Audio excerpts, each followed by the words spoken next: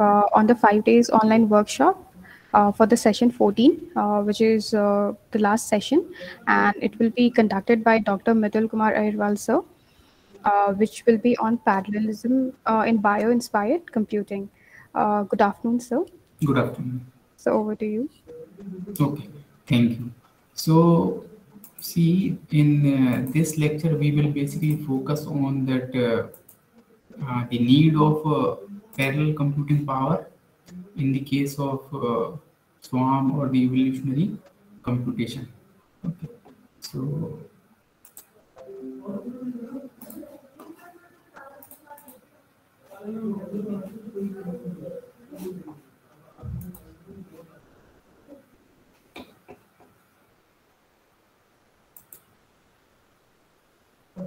okay, so please, someone please reply as my slides are visible.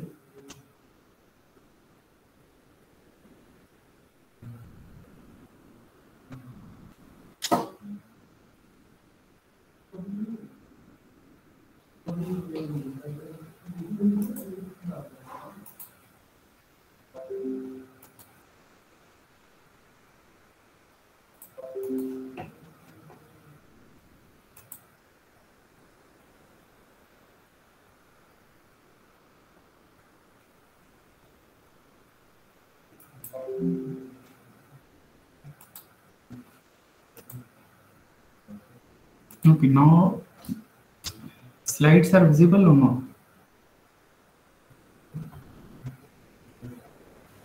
Yes, sir. Okay, okay.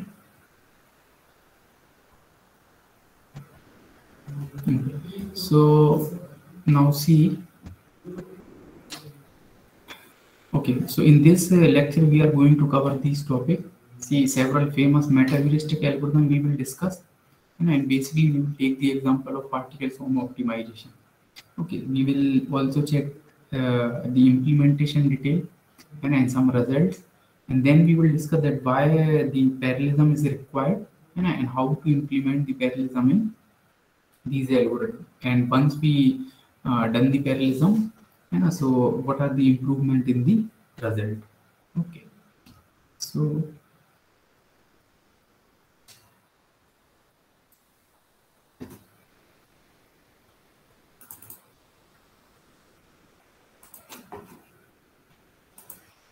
okay, so now see, these are the some of the famous meta-heuristic algorithm. Okay, so one by one we will discuss. Okay. So the most famous and well-known algorithm is particle swarm optimization. Okay, and we also have several variants of all these algorithms.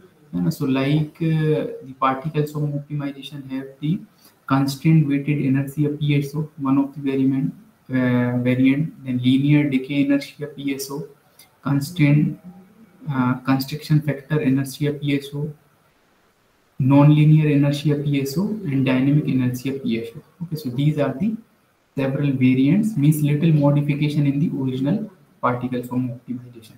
Same, we also have artificial Bernoulli optimization algorithm.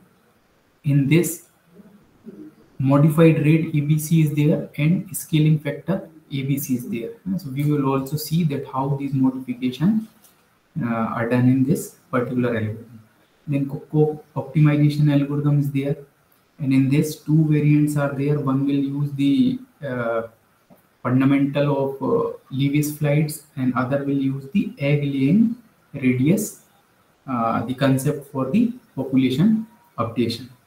Okay, then bacteria foraging algorithm is there.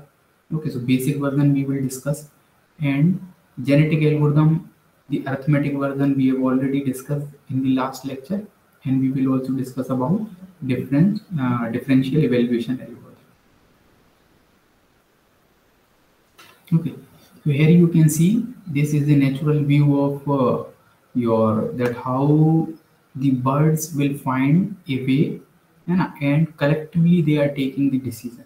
So you can see this portion of swarm basically guiding the entire population of swarm.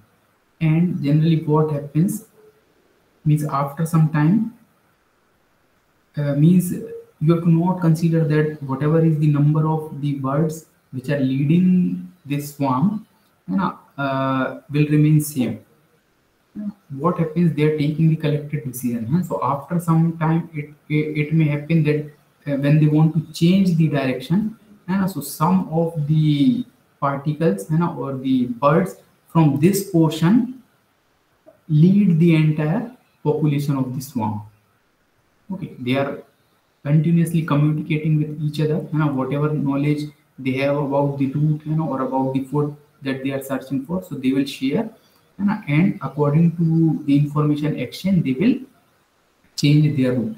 Okay, so sometime these group of birds will lead the swarm, or sometime these group of birds will lead the swarm, and this is continuously changing. We cannot say anyone is the leader, okay, or anyone is guiding the entire swarm. So continuously they are changing their position, and accordingly the position of entire swarm is changed. So this is the you can say a natural phenomena, that the birds are using to either coming back to their nest, or when they are going for searching for food. Okay.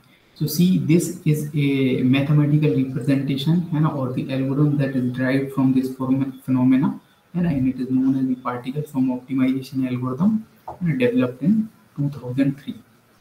So see, the step number 1 is random initialization of particles. So these particles are nothing. Each particle in the space is represented by a position and its velocity. Okay. So like if we will just go back on the same image, so here we have to represent each bird, with its position, and a velocity with that he is moving.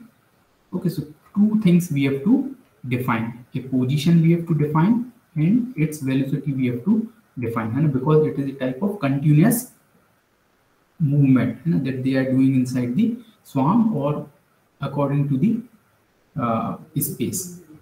Okay, and after this, for each particle, here particle is a you can particle is a candidate solution, means single solution we are calling as a particle. Okay. So for each particle I, we have to evaluate the fitness. Okay, so same one fitness function we have to assume, and in which we are passing the value x, and we will get the value y. Okay, so this is the fitness value of that particular particle, okay, at the current location of xi. Okay, after this, if y is better than p best, then update the p best pi. So see, what is this pi? Say, and again say we are having the 10 particles. Okay, so 1 2 3 4 5 6, or say it goes up to say 10 particles we have. Okay, and in each particle, say simply we are representing some value of x. Okay, so xi means x1 x2 x3 like this. Okay. And p best. Okay, so p best means, say from this y we have evaluated, means we are getting the value of y. Okay, and we have to also trace out the previous objective function value of same particle. We have to also keep record of previous value of same particle. So in the coming iteration, if we are getting the better value, okay, if we are getting the better value, say in the previous population the value is say 5.5, and we are getting the objective function value is say 0.23, and we have to do the minimization, and we have to minimize this value, and in next iteration this value get updated as say it will change to 6.5, and from this 6.5 we are getting the value 0.01. Okay, means as per the minimization case, this is the more fittest solution.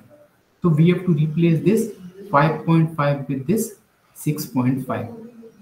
Okay, this is about this P best. P best basically represent the personal best. The full form of P best is the personal best value.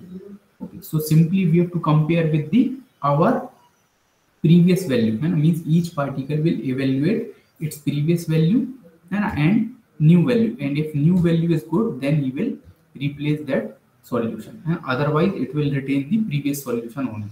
And so this is about the P best. Okay. Now if y is better than the G best, then update the G best and this PG. And PG is simply you can say representation of this G best only. Okay. So see what happens. The G best means the global best value. Means out of these 10 values, which one is the best value? Okay. Out of these 10 value, which one is the best value? Okay. So that we have to store in a separate variable that is known as the G best. Okay. So say out of these 10, say solution number 6 is giving the best value, say 0.001. Okay, so this sixth x6 we have to store in G best. Okay, so now we have two things, personal best, okay, and G best. And the two things we have. Okay. After this, for each particle, update velocity vi and position xi. Okay, once we have identified the personal best and the global best, then we have to update the population. So how we are updating? So first step is like we have to, means the first portion is we have to update the velocity and then we have to update the position. So here you can see the main equation in this algorithm is this velocity updation. Okay. So vi is equal to, actually it is, we can write as a vi plus 1, and because in for next iteration we are getting the new velocity. Okay, so vi plus this is a type of a random number, and that I will explain that what is the meaning of this. And here you can see the main thing is this one, this difference and this difference. Okay, we are subtracting particles best and the global best position, okay, with respect to this xi, means current position. We are adding with and we are also multiplying these random number into these differences. Okay, and we have to add it with the previous velocity, so we will get the updated velocity.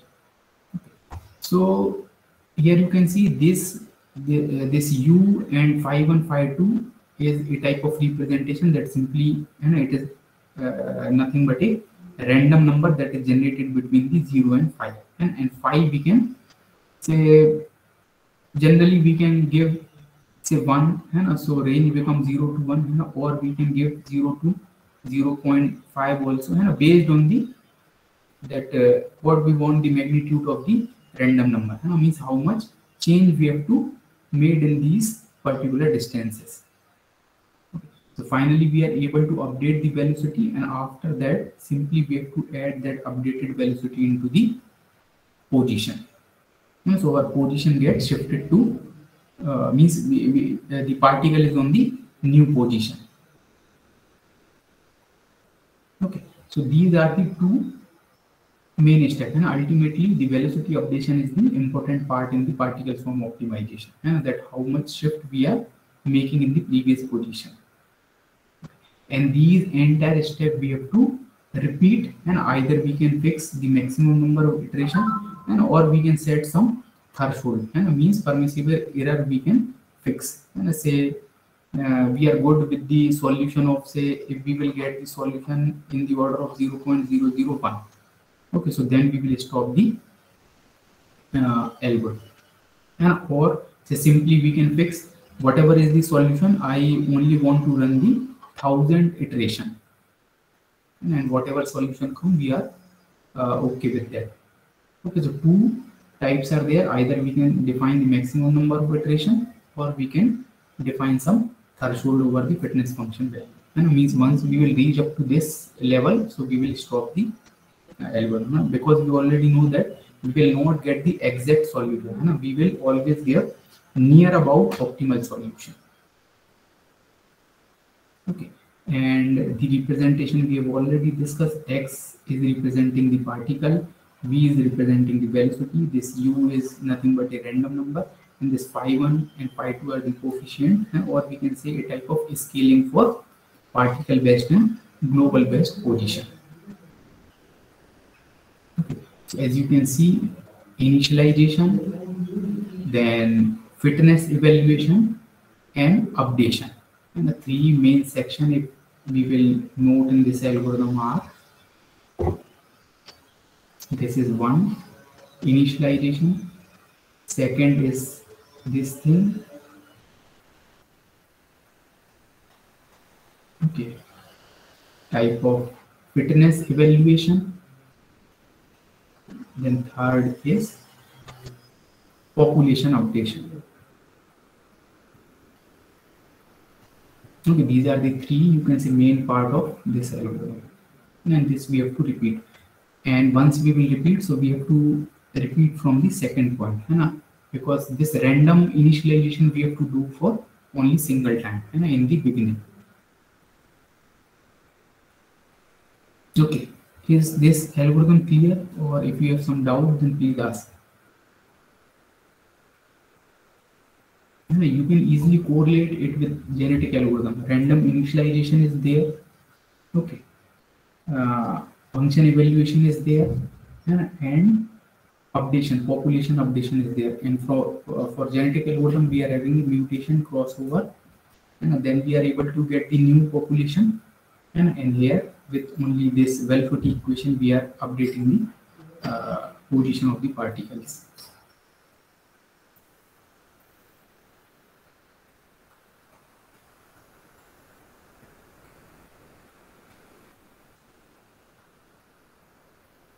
Okay, so if no doubt is there, then we will move to the next algorithm.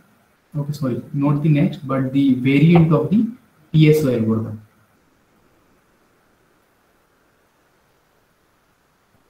Okay.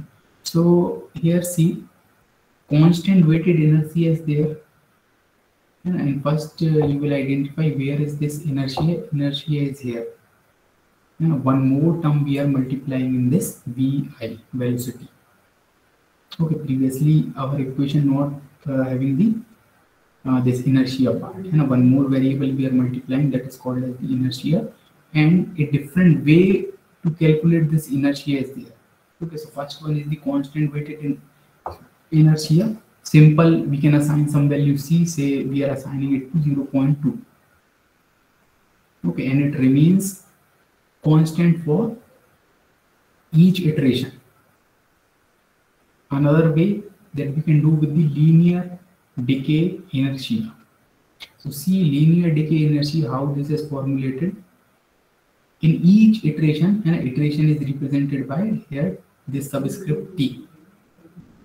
So in each iteration, you will get a different value or the updated value of this inertia. And how it is get updated? So say Imax is there, some maximum threshold means maximum value we can decide, and some minimum value we can decide. Okay, so say we are starting from 0.8, and linearly we are decaying this to say 0.2. Okay, so based on this calculation will happen, multiplied the iteration. So in each and every iteration, we will get the different value of inertia, and we will plot these values. So it is the in the manner of linear decay. Okay. Then this your constriction factor inertia. This is again having some different type of mathematical formulation. Several variables are here, but the ultimate objective is that in each iteration we have to this will also remain constant for each and every iteration, because see, no relation with t is there. Okay, simply phi is there, okay, and k is there. So these variable we have to put some values. Okay. Then non-linear inertia is there. Again, relation with time is there, and means in each and every iteration we will get the updated value. And one more inertia is there, that is known as the dynamic inertia. So here you can say random number is there, and for each iteration. So that is why it is called as the dynamic inertia. And means randomly we are changing the value of I. Okay, so these are the several variants. Simply we are updating the value of inertia. Okay, and they may have different type of effect when you will apply on different type of problems. Okay, now the next is your artificial bee colony algorithm.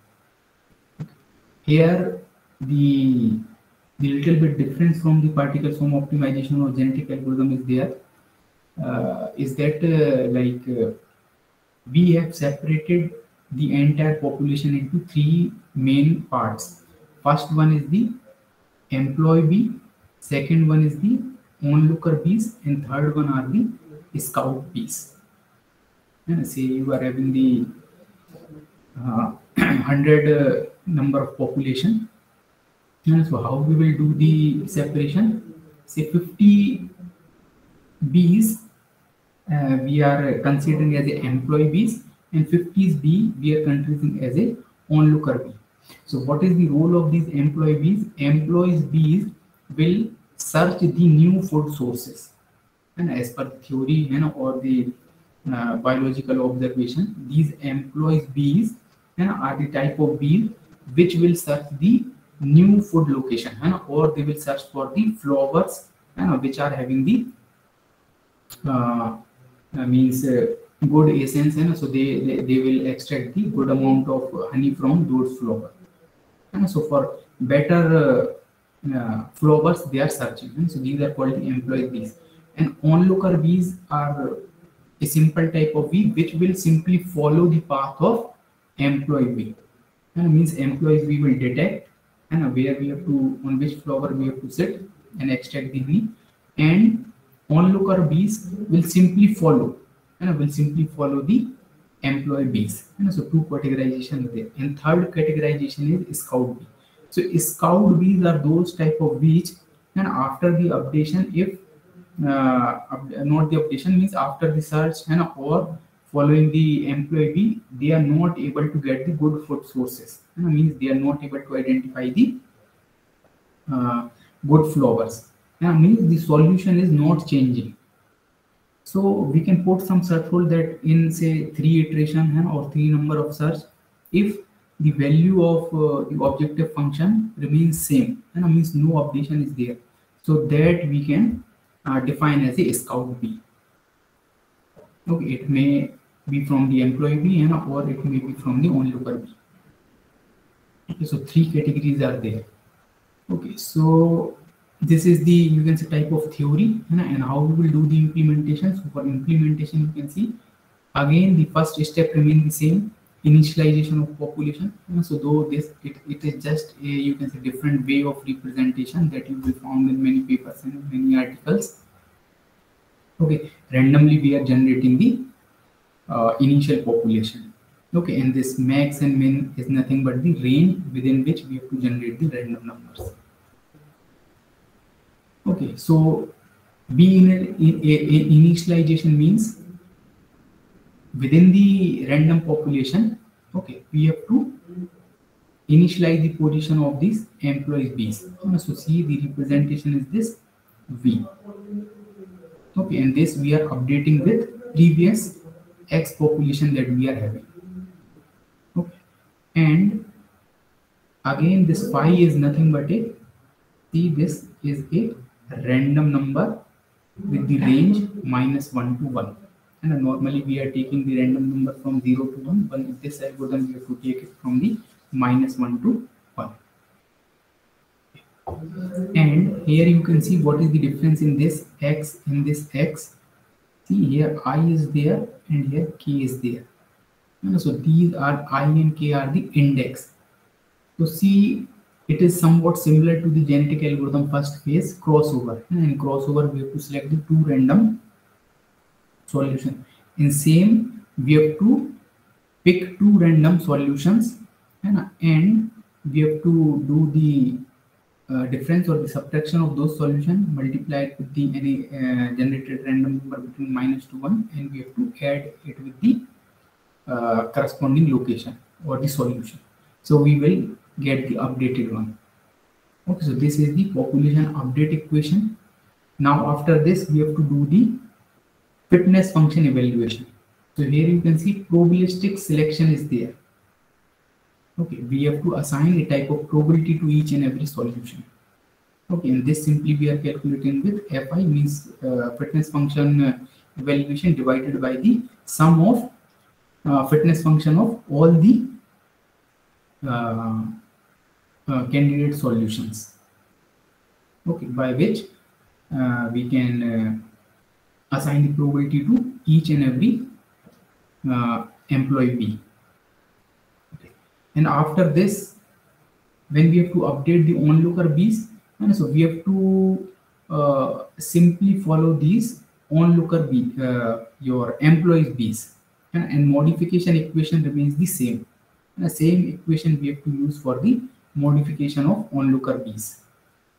And after that, when we have to identify the scout B, so simply we have to store their previous value, and that from say last two and or last three value iteration not get updated. So we have to declare that as a scout B, and the rule for a scout B is that once any B is declared as a scout B, so randomly we have to assign new value to that particular scout B.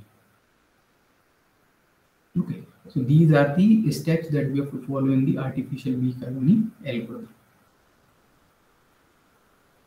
Okay, and again we will check.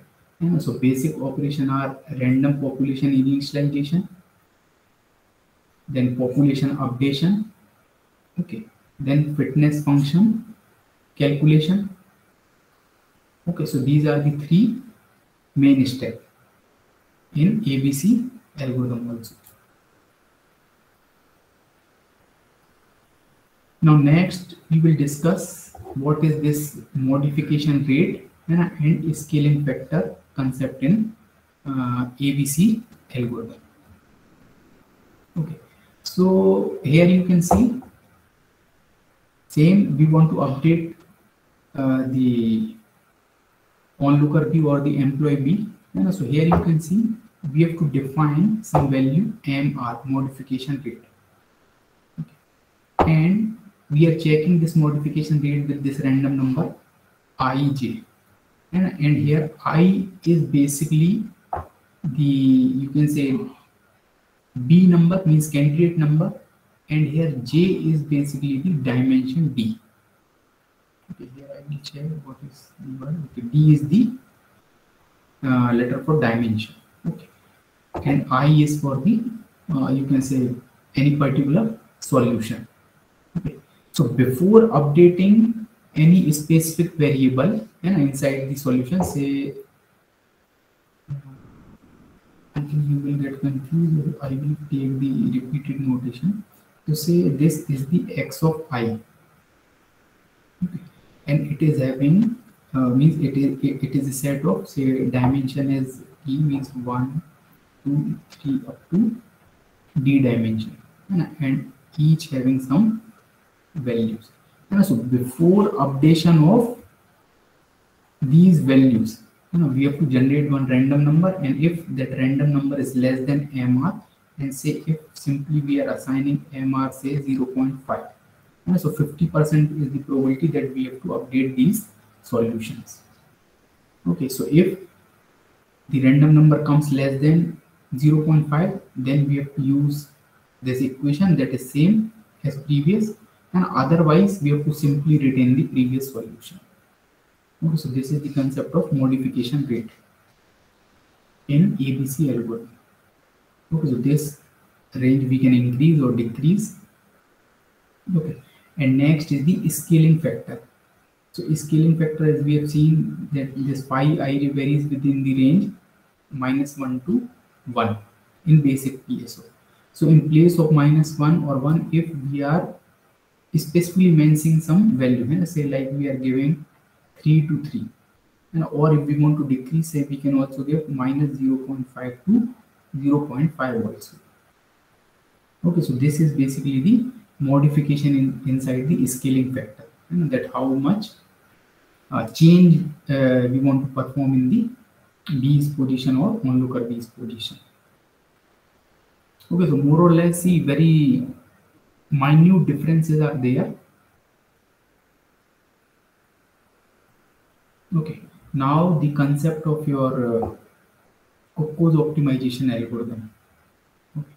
So here you can see only the terminology is different, but more or less we are repeating the same steps. So you can see generate initial population of n post nets. Okay, so just let me give the overview of what is this Coco's optimization algorithm. See what happens. The bird cuckoo is very smart, and it will lay down its egg in the nest of other birds. Okay, it will lay down its egg in the nest of other birds. So basically, it's the strategy that bird follow is looking for a similar type of eggs. It will looking the nest, whether it have the same kind of egg or not, because see, if the size or the color of egg is different, so other bird will easily differentiate that it is the egg of some other bird, and it will damage that. So the search strategy that Coco is following is in the manner that he will search the nest, and in a nest, if we will found the similar kind of egg, so there that bird will lay the egg and move away. And after some time, when original bird came, so it will take care the egg. Okay, so this strategy Coco will follow. And so mimicking this same type of concept, this algorithm is developed. Okay, so that's why the term we are using this host nest, means our candidate solution is represented as a nest. So we have to identify the best nest to lay down the egg. Okay, and again, see, for the generation or the updation of population is done based on two concepts: Levy's flight, or one more concept is egg laying radius. So this Levy's concept, you can simply assume that it is a type of random walk. It is a type of random walk in which we can say randomly define the direction as well as magnitude of shift. Means in which particular direction we are moving and with what magnitude. So it is just a type of random walk. Randomly we are moving in any direction with any magnitude.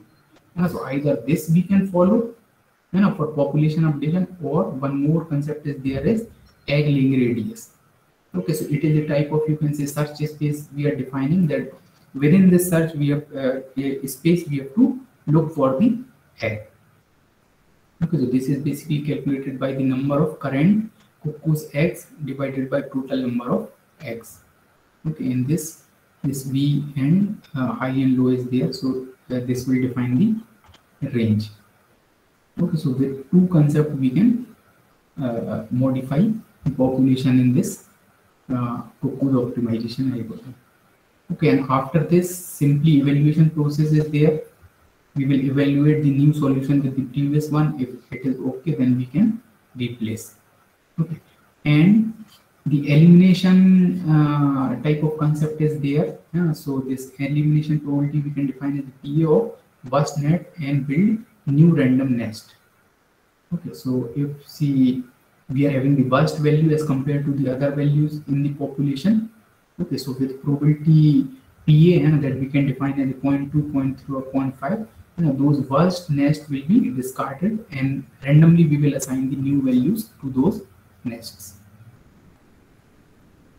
Okay, so here in place of selection, we are focusing on the elimination of first solution. So this is the concept of your Coco's optimization algorithm. And at the basic level, if you will see, initial population generation is there, population modification is there, and function evaluation is there. So here also we have three main concepts.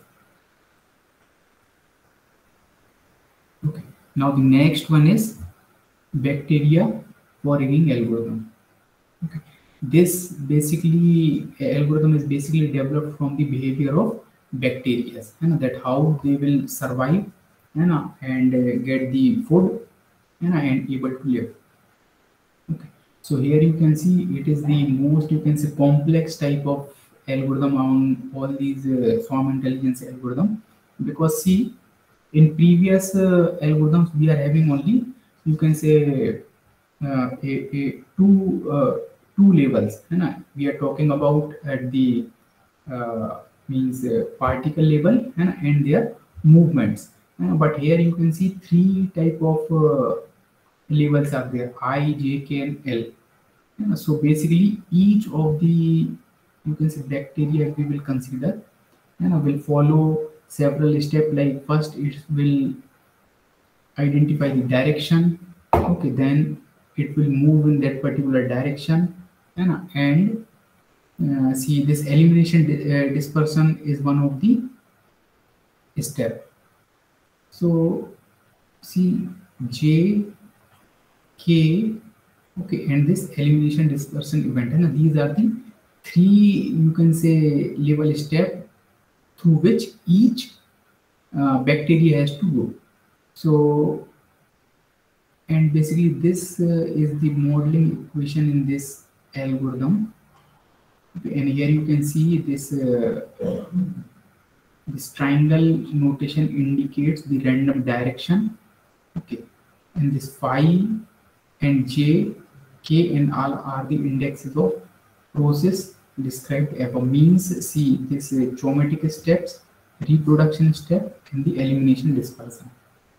Okay, so this is about how to eliminate the means bacteria which are not fit to survive in the population. Reproduction is more or less same as the genetic algorithm, and zoetic step is a type of this direction selection and movement step. Okay, so after all these three, we are able to update the position of these bacteria. Okay, so it is most complex one, and its running time and execution time is also high. Okay, this you can simply also read from these notation, like see, this swimming length, okay, movement, okay, and here we also have the probability related to the elimination, okay, number of reproduction steps. And so based on these variables, we are able to calculate the complexity of algorithm also.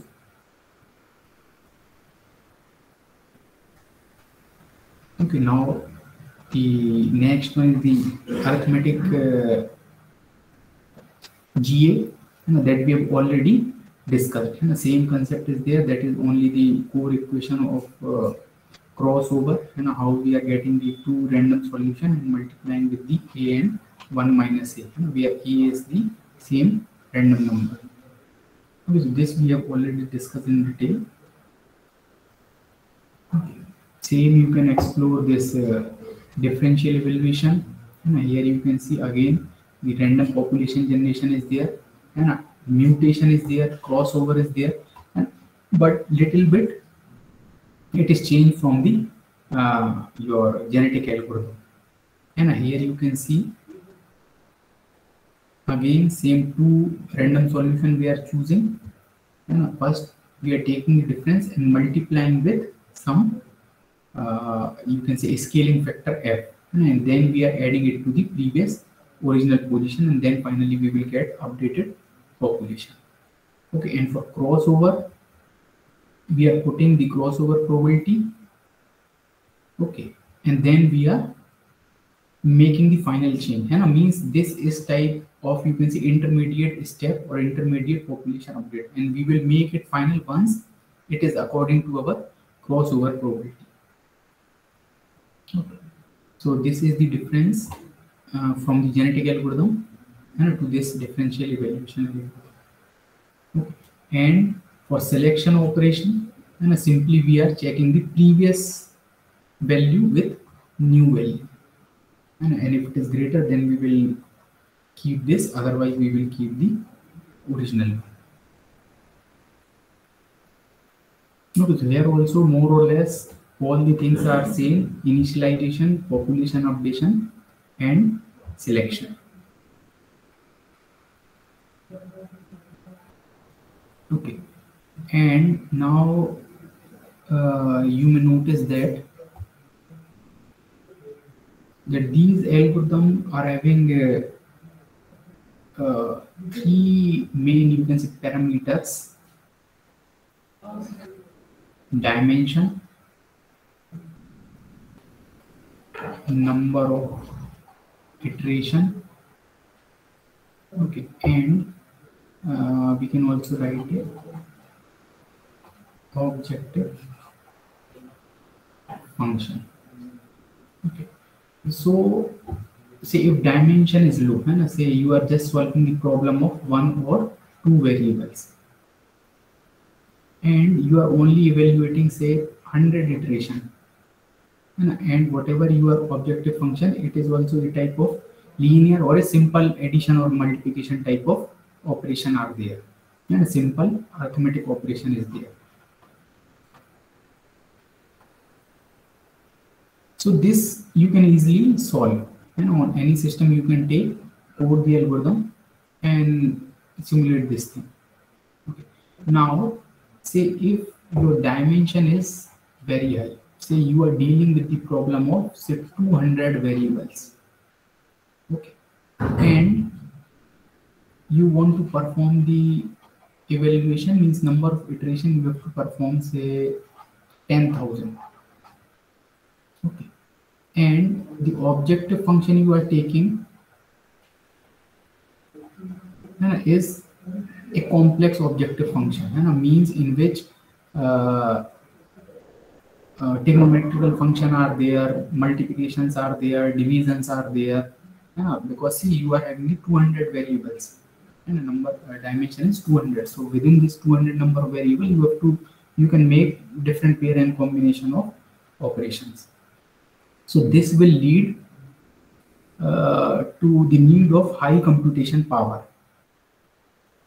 Okay, so and this also happen in real cases. Many of the real world application or the simulation, like you want to perform the simulation of a space, or you want to perform the simulation of a galaxy, that how these movement of star and sun is happening. So lots of variable you have to take, and you will when you find out the optimal solution, so it is not like that within the 10 or 100 iteration you will get the good solution. You have to run that simulation for say 10,000 times, or continuously you have to run the simulation until you will get some significant result. So means it is a type of experiment that you can on the system and just wait for the result.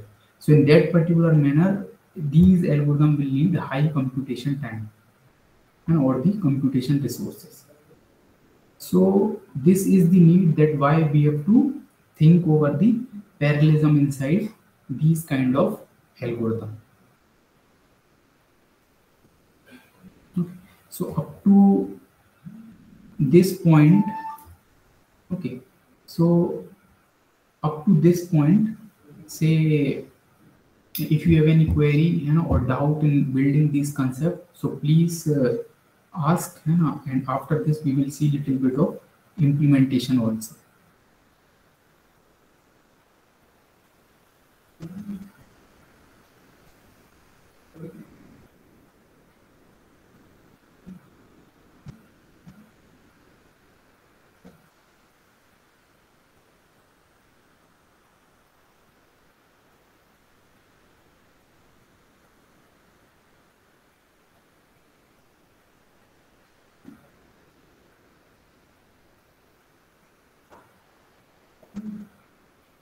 Any participant want to discuss anything, please ask.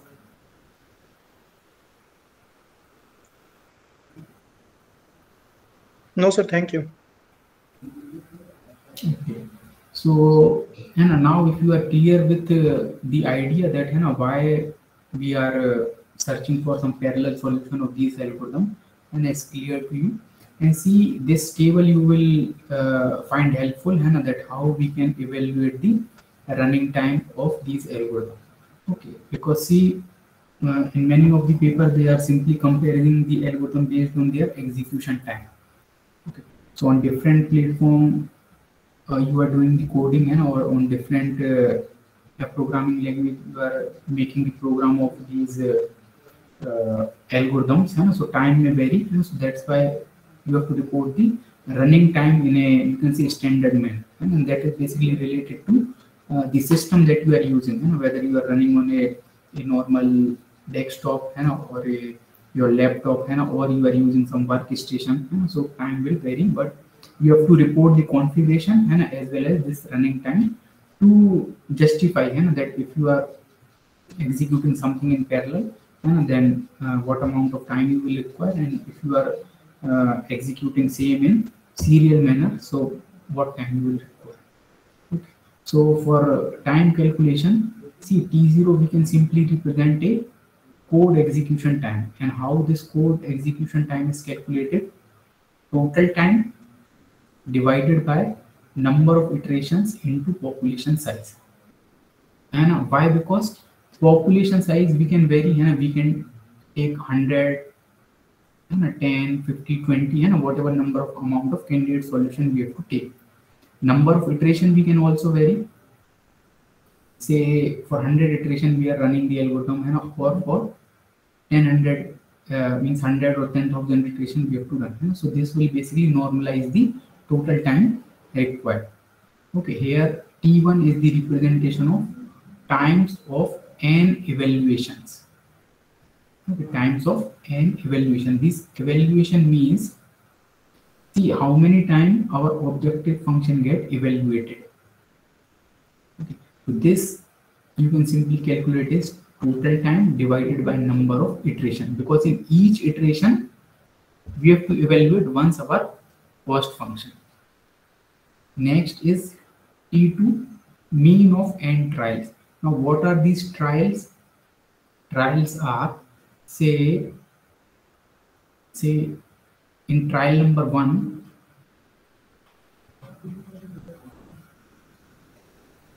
we are having, say, 100 iterations. Okay, we are having 100 iterations.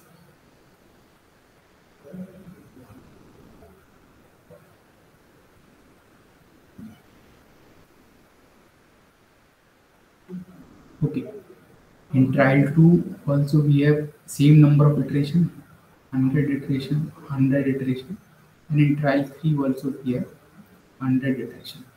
Okay, so what happens when you will execute these algorithm? Let's say here you are getting 0.02 second, here you are getting 0.00, say 18 second, and here you are getting 0.00, say 19 second, like this you are getting, and this minute difference is just because of, because see these algorithms are taking the help of a type of, many times we are generating the random number, and based on that a very little variation come in their execution time. So we have to simply take the mean of these n trials to report some standard time, or a common time with some mean and standard deviation. Okay, and this is also useful, as previously I have told, that they will not give the exact solution, and they will always give near about solution. Okay, so this is also useful when say sometime you will get the value of fx as 0.001, and for next trial you will get the objective function value as 0.0001, and third time you will get the fx value of 0.002. So again you can result out these mean values also, and it always happen whenever you will run this algorithm. So always you will get a result with little bit deviation from the previous result. Okay, but it is clear to the means it is closer to your optimal result always. Okay, so that's why this n trials are there, and means multiple trials we are running for, either for getting the idea of fx value, or getting idea of the execution time. Okay, so this thing we have already discussed, so this just you can refer, say this, F13 you can see. Okay, 30 variables are there. Okay, some trigonometrical functions are there. Okay, summations are there, differences are there, and see this equation is this much bigger.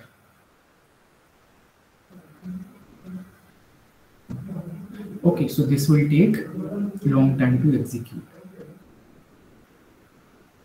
Okay, if you will look this F17 also, you can see divisions are there. Okay, trigonometrical functions are there. So again, it will take means high amount of time. Okay, if this equation you will see, so like see exponential calculation is there, and a root is there. Okay, so it will also take larger amount of time. Okay, now we come to the key point, that how we can establish a parallelism inside these algorithms. So it is a simple example of the particle form optimization. So you can see this first flow diagram is for the serial execution of this algorithm. So see, this is the step number 1. We have to initialize the PSO parameter, and randomly initialize the position and velocity. After this, we have to evaluate the fitness function value on each and every particle. Then we have to find out P best and G best. Then we have to update the velocity and position, and after that, according to the stopping criteria, if you are reached to the maximum number of iteration, or you will be satisfied with whatever solution is, you will stop the algorithm. Otherwise, again you have to go back and start whatever is the population fitness function evaluate, and then you have to repeat this process for several number of times, and after that you will achieve the best G best value. Okay, so this is the serial way. And what we are doing in the parallel implementation, see, initialization of population is same, and see, this is a type of you can say same operation that you have to perform over the different candidate solution. Okay, so here we will introduce the parallelism. Okay, so you can see we are dividing the population parallelly, and aim is simple, that you have to evaluate the same objective function over P1, P2, P3 and Pm. Okay, so here say you are having the, say in this case, say you are taking the 100 population. So here we can make, say 10 partition we are making. So in each partition, say P1 is having the 10 solutions, P2 is having the another 10 solution, P3 is having the another 10. Like this we are doing, means we are distributing the workload. And say you are having the number of cores in your CPU and or in your desktop is 10. So you can assign this computation to each and every core. Okay, your core 1 will do the fitness function calculation for these 10, and another will do for these 10, and for next 10, like this, and they all will evaluate in parallel. Okay, so if you will execute these things in parallel, so automatically your time get saved, and because you can see there is no dependency between the evaluation of function. Okay, and if there is dependency, so we are not able to do that. So this thing we have to identify in different algorithms, that where is the code that is not dependent to other things. So at that place we can do the parallel implementation, so we are able to reduce the time of this algorithm. And for rest of the things we have to execute serial execution only. This thing we can implement in the parallel. Okay, so is this idea clear? And it happens with all of the algorithms. Because this step is common in almost all the algorithms. Fitness function evaluation. And this is the heaviest part. Why? Because if your objective function is complex, so you need more time to solve that. And rest of the parts are means not heavy as compared to this, and because in rest of the part you are simply making the comparisons with the previous or the new values, and simply you are updating the population. So in this concept, if someone has doubt, then please ask.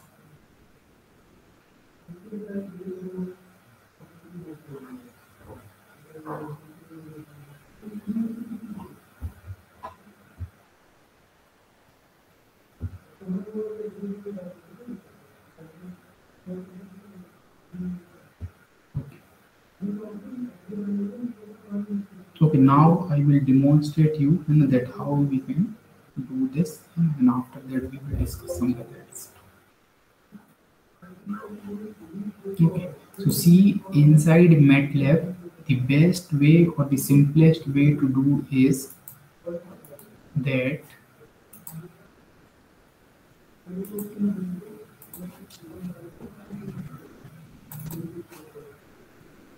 you can use the parallel computing toolbox of MATLAB, and in this the main thing is this. Okay, so see, these commands you have to little bit explore. MATLAB pool to open the parallel computing environment for the MATLAB. And if you are not opening this, so whatever you are executing, it will execute in serial manner. And so for different version of MATLAB, different commands are there. And so you have to, according to the compatibility of your MATLAB version, you have to identify, you have to little bit search over the net that which version you are using, and over that to start the parallel computation tool, which command is required. Okay. And how you will do this, I will also show you. See, this is the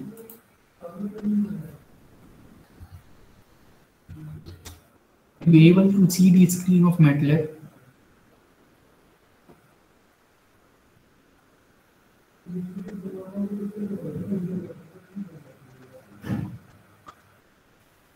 Is this MATLAB screen is visible to you or not? Yes, sir, it is visible. Okay. So see, in this, two ways are there. First, I will show you that the command that you have to execute. This is the MATLAB version of 2020. Okay, and in this, to start the parallel environment, you have to execute the algorithm pair pool. See, it will start the parallel pool. Means it is gathering the information that what is your CPU configuration and how much code are there. And after that, it will print message that on which system you are working, how many cores are there, and how you can utilize them in a parallel way.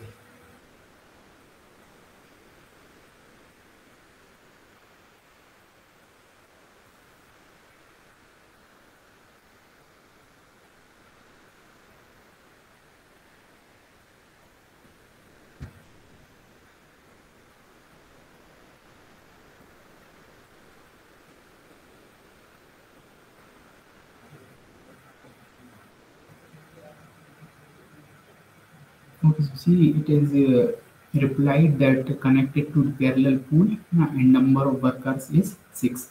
So this number of workers means you can simply assume that they are replying about the number of cores. Means six things we can, or you can say six piece of code we can execute in parallel. On this system, when you will run on your desktop or on your laptop, so this number may vary according to the CPU configuration of your system.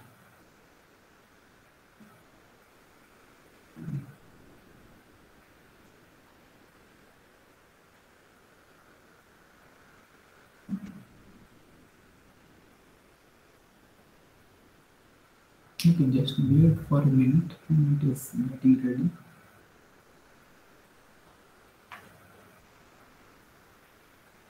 Okay, so now again you will come to the command prompt, and means now your parallel tool is ready to use.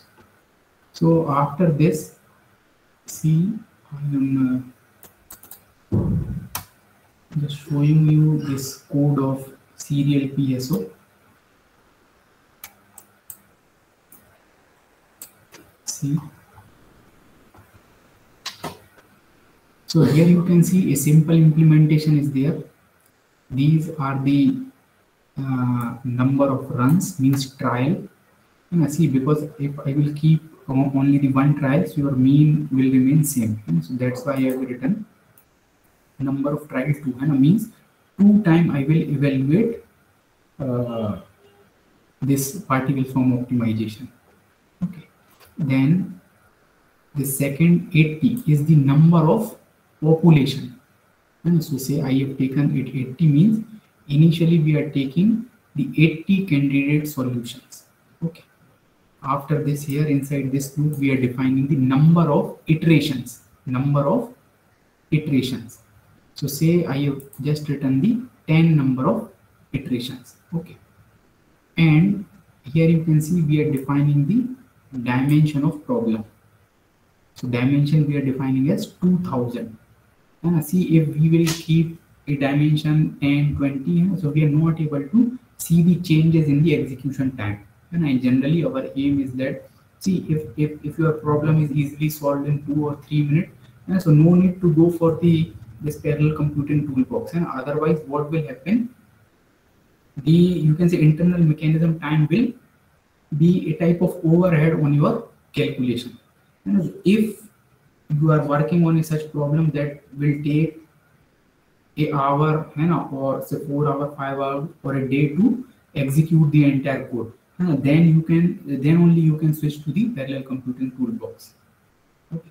So that's why I am keeping this a 2000 as a number of means dimension size for this problem, and rest of the things are just, you can say, implementation part. And here see, upper bound, lower bound we are defining for the variable. Okay. And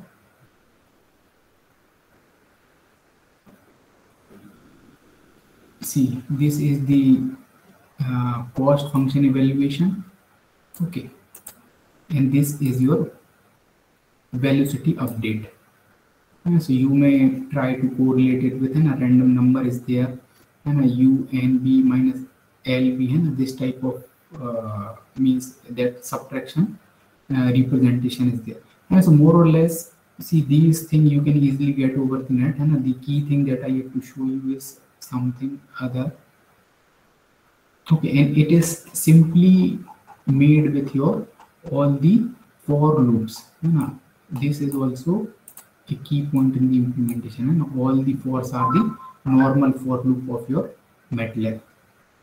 Okay. So see,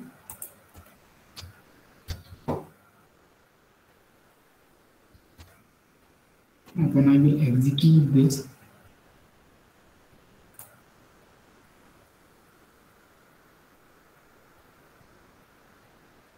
I will print the mean execution time at the end. You see, it is taking 4.7 seconds, and means cost value is 20.5, and whatever see objective function I have taken according to that. And so this is not our concern, and basically we have to look over the mean execution time. Okay. And one more thing I will show to you, that is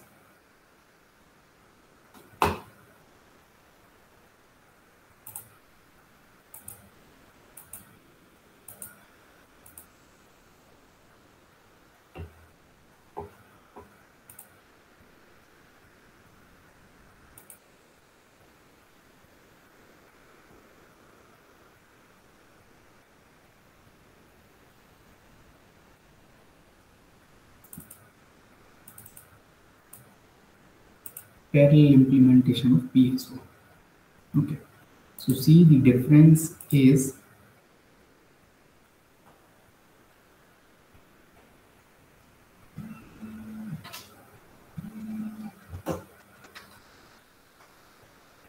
this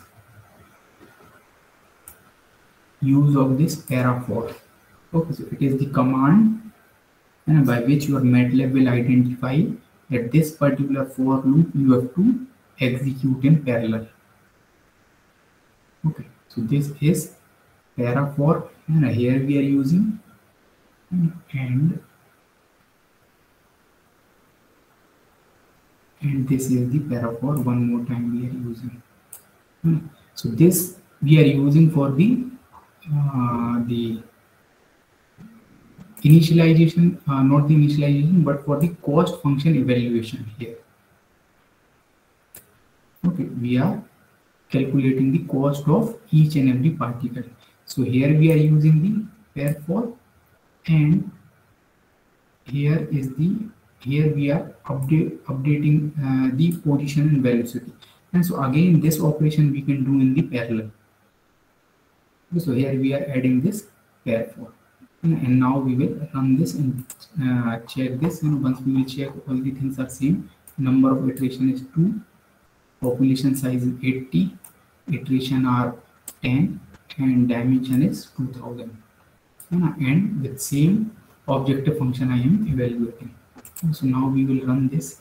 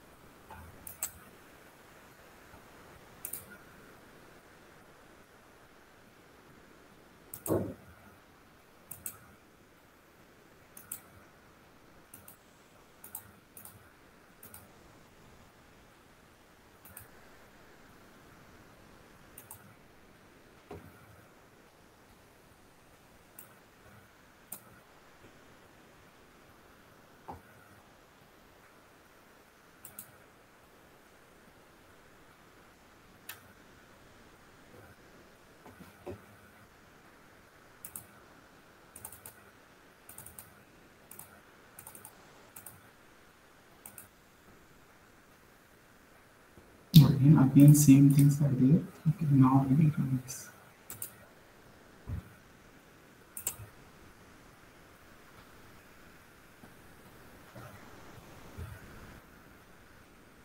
Okay, so see, at this time we are getting little bit more time, 4.9.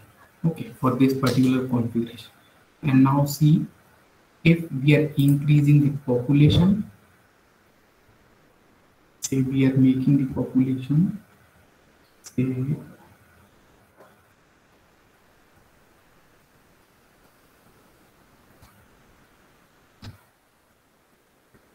okay, so let's see, for comparison we also require the serial code. Okay, so here I will not make change. The dimension we are increasing, say we will put the dimension as say 8000. Okay,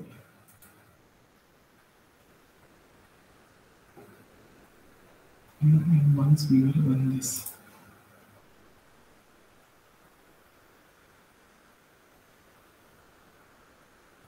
okay, so see, here we are getting 3.4, and once we will run this on serial one,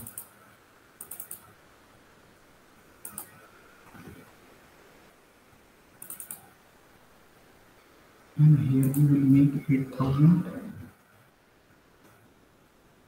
and run this.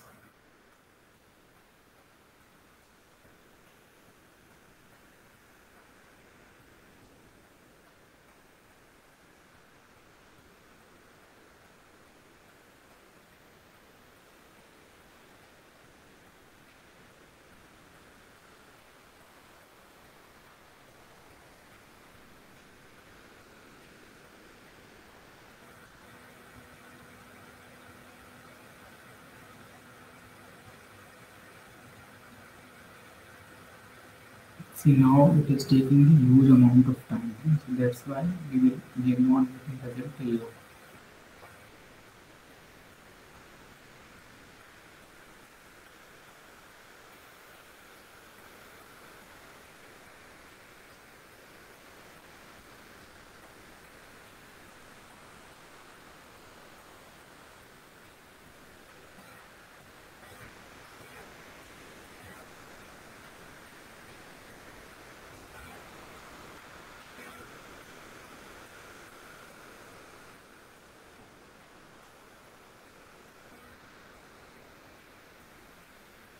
We will just wait for 1 or 2 minutes more.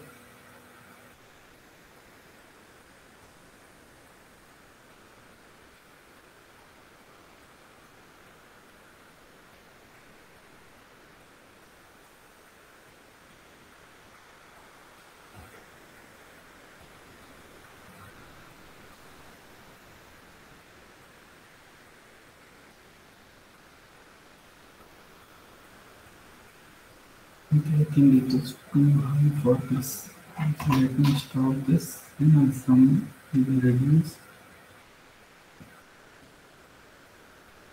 Okay, see, it taken 59 seconds. And the same thing if we will evaluating with the parallel PSO. Same dimension 8000 and all other parameters are same. And if this we are executing, so this previously also we have checked and around so a 3 second this code has taken. So see if again we will execute this.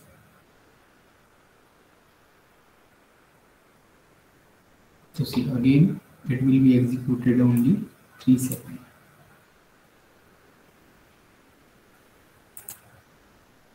Okay, so in this manner we can easily apply this parallelization in the algorithm, but for this we have to sort out that which section we can make the parallel, because in different algorithm different type of dependencies are there. So that section we have to identify which we can do in parallel, which we cannot do in parallel.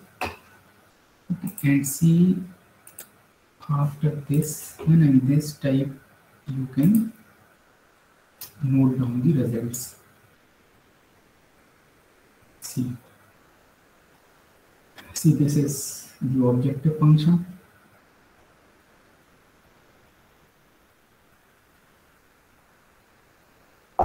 Okay, and say here we will vary the population size and number of iterations. Okay, and this is about the dimensions of 10, 50, 500, 1000 we are taking. And this is the mean execution time that we are printing.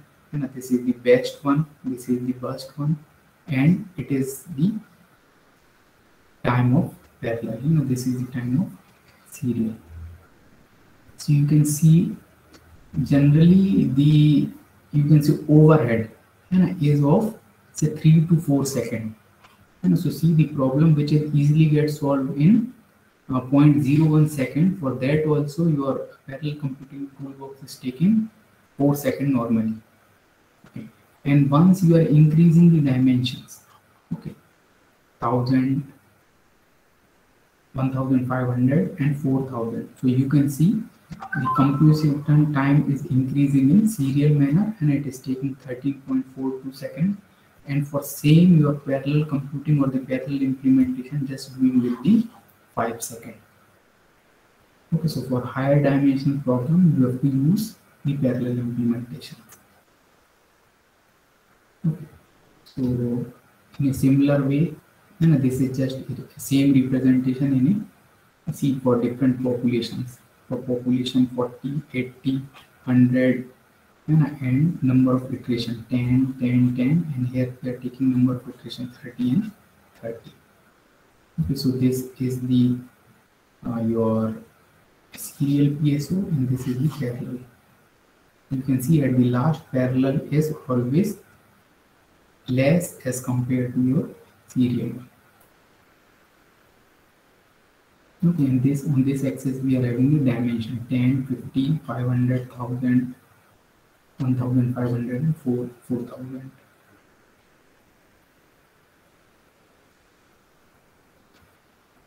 Okay, so this is all from my side, and these are the few references that you can explore. Okay, and this is all. If somebody wants to discuss something or ask something, then please ask.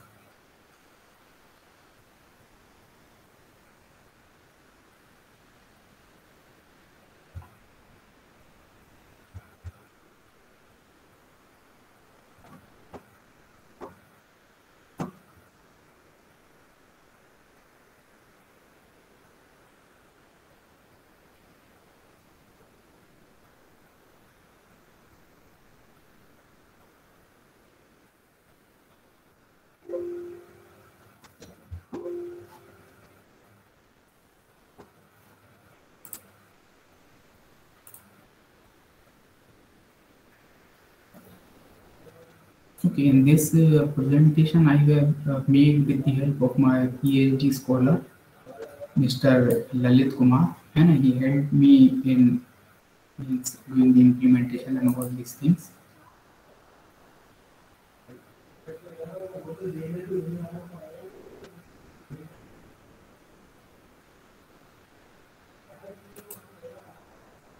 Okay, so I will wait for 2 to 3 minutes. And if you want to ask something, then please ask.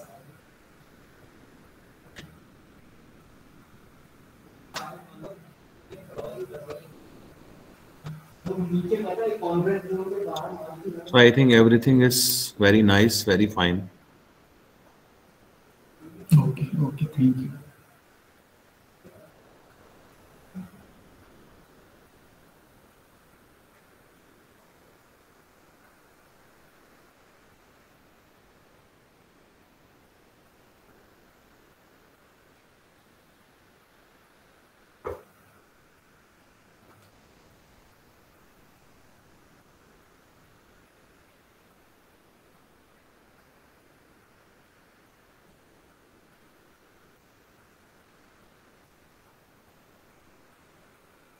Okay, so participants, if further you want to means ask or want to discuss something, so you may note down my email ID or just visit the CSE department website, and there you will get my contact number. So if you want to in future also, if you want to ask something, then you are welcome. You can ask anytime.